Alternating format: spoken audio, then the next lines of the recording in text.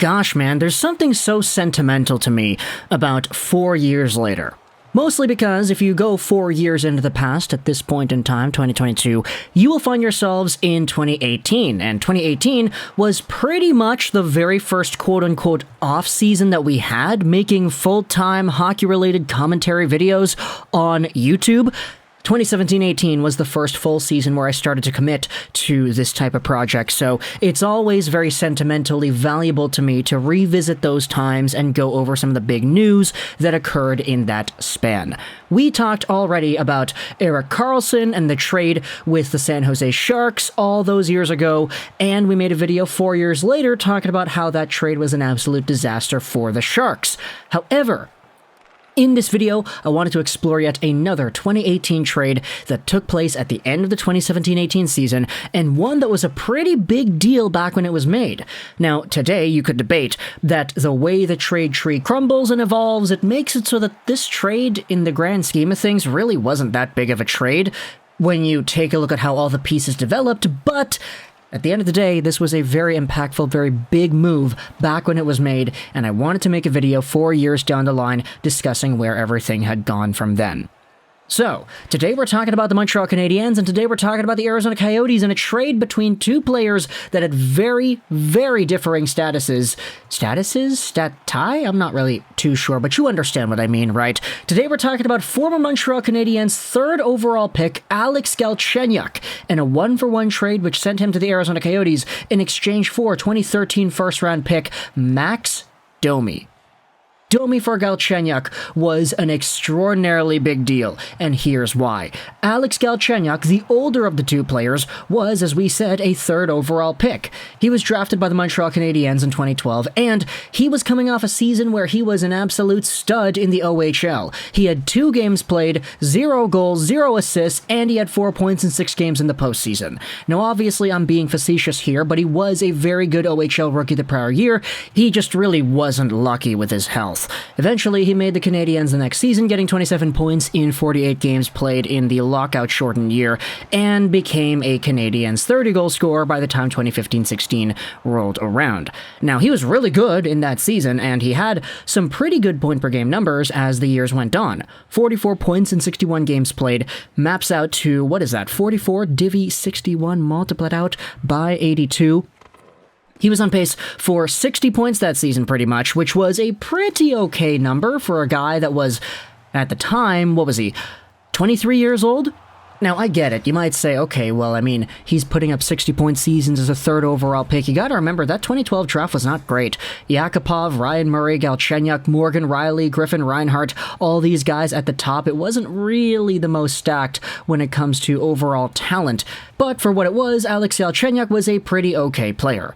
It's just playing in Montreal, there was a lot of pressure going on this guy, and a lot of doubt as to whether or not he could be a repeat 30-goal scorer, let alone a 50, 60-point caliber player. Which is why, in 2018-19, you saw him get traded over to the Arizona Coyotes for one Max Domi. It was a one-for-one trade. Domi was a 12th overall pick by the Coyotes in 2013, and after making the team in 2015-16 and posting up 52 points, he was seen as a very good young stud. Obviously, he is the son of Ty Domi, a fighter, and a guy that really did not produce in the same offensive capacity that Max was able to accomplish. And when Max Domi was sent over to Montreal, he was coming off a season where he had 45 points in 82 games himself. This was a trade for a change of scenery for both of these guys, and you saw Max Domi head over to Montreal and put up some very good numbers right away. He had 72 points, 28 goals, and 44 assists in 2018-19. Meanwhile, Alex Galchenyuk had himself not nearly the same amount of success, getting 41 points in 72 games then. This trade, immediately, right off the bat, was a Montreal win. However, you had yourself some conversations going around with Domi that said, okay, this guy was good, and he produced some good numbers, but he is going to need another contract, he is going to need a re-signing extension in 2020, and we don't really know how much he's going to want to stay here, and so even though he posted up 44 points in 71 games played for Montreal in 2019-20, you saw him get traded once again for a guy named Josh Anderson that is still on the Canadiens today. Now, we could make an entire trade tree video about how everything happened from then, but I just wanted to focus on Max Domi, the player himself. He got sent over to Columbus in 2020-2021, 24 points, 54 games played in his first season. Wasn't really all too great. Now, there was a lot of conflict going on between him and the way he was deployed, and there was a lot of trade speculation, yada yada yada, but for Max Domi, his time in Columbus was not really the best. He had 32 points in 53 games played the next season before getting sent over to Carolina in a trade deadline move. He had 7 points in 19 games played in the regular season for that team, and 6 points in 14 in the playoffs, plus a very important game against the Boston Bruins, I believe, in the first round.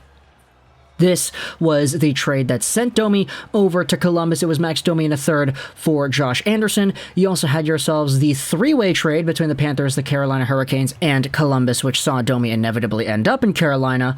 But since the Carolina Hurricanes are a pretty good team and they didn't necessarily have the cap space to keep him around, Domi went to UFA status and he signed a one-year, $3 million contract with the Chicago Blackhawks. Now, it's interesting because the cap hit he has been given is actually the lowest cap hit he has received ever since his entry-level deal in 2017-18. He made $3.15 million in 2018-19 as a member of the Canadiens and $5.3 million a season as a member of the Blue Jackets. Now, this amount of money, $3 million flat, is pretty much just a prove-it deal for a Chicago Blackhawks team that admittedly has really gone down the drain in terms of its talent. They lost out on Kubalik, they lost out to Brinket, Doc, and Strome, but they did acquire Domi, and they did acquire Andreas Athanasiou, so there is some silver lining to this offseason, I guess.